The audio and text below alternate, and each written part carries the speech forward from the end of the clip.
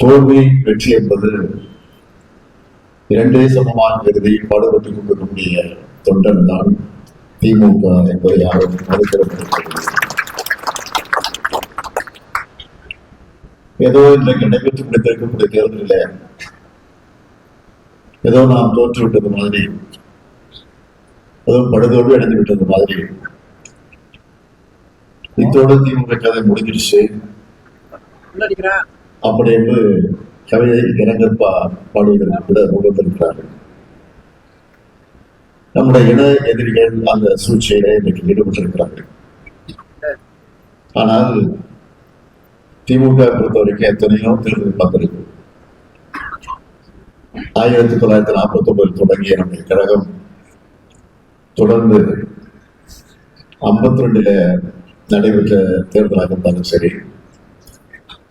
57 நடைபெற்ற தேர்தலாக இருந்தாலும் சரி, 62 நடைபெற்றிருக்கக்கூடிய தேர்தலாக இருந்தாலும் சரி, அதற்கு பிறகு 67 நடைபெற்றிருக்கக்கூடிய தேர்தலாக இருந்தாலும் சரி, 71 இப்படி தொடர்ந்து நடைபெற்றிருக்கக்கூடிய தேர்தல்களில் பல வெற்றிகளை கண்டதுண்டு, பல தோல்விகளையும் நாம் சந்தித்திருக்கிறோம். ஆனால் தோல்வியடையும் நேரத்தில் தான் திமுக எப்பொழுதுமே ஒரு பெனிக்ஸ் பறவை போல கிளர்ந்து எழக்கூடிய தலைவர். இங்கே கூட பேசியவர்கள் எல்லாம் ஏதோ சோகத்தில் இருப்பது போல நான் பார்க்கிறேன். நாங்க மட்டும் இல்லை, மேடையில் இருக்கக்கூடிய மட்டும் இல்லை, எதிரில் இருக்கக்கூடிய சோகமாக கேட்டிருக்கேன். நான் சோகப்பட இருக்கிறது அவசியம் இல்லை. நாம் தான் இன்றைக்கு ஆட்சியில் இருக்கிறோம்.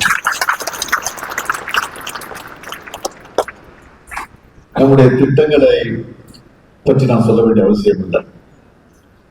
5 வருஷம் ஆட்சி கொடுக்கிறப்போ தமிழ்நாட்டு மக்களுக்கு, ஏழை எளியவர்களுக்கு, விவசாய பெறக்கூடிய மக்களுக்கு, நெசவாளர்களுக்கு, தொழிலாளர் தோழர்களுக்கு, அடித்தளத்தில் வாழ்ந்து கொண்டிருக்கக்கூடிய பிற்படுத்தப்பட்ட தாழ்த்தப்பட்ட மக்களுக்கு, மாணவர்களுக்கு, மாணவியர்களுக்கு, பெண்களுக்கு, மகளிருக்கு, ஆசிரியர்களுக்கு, இப்படி எல்லா தரப்பு மக்களுக்கும் பல்வேறு திட்டங்களை நிறைவேற்றிய ஆட்சி நம்முடைய திராவிட மாடல் ஆட்சி என்பதை யாரும் மறுத்திடம் அழைக்கிட முடியாது.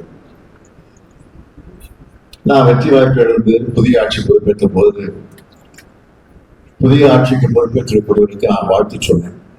நீங்க படிச்சிருப்பீங்க, அந்த அறிக்கை படிச்சிருப்பீங்க. வாழ்த்து சொல்றத சொன்னேன். புதிதாக ஆட்சிக்கு இருக்கக்கூடியவர்களுக்கு வாழ்த்துக்கள். ஆட்சி பொறுப்பேற்றிருக்கிறவர்களுக்கு ஒரு வேண்டுகோள்.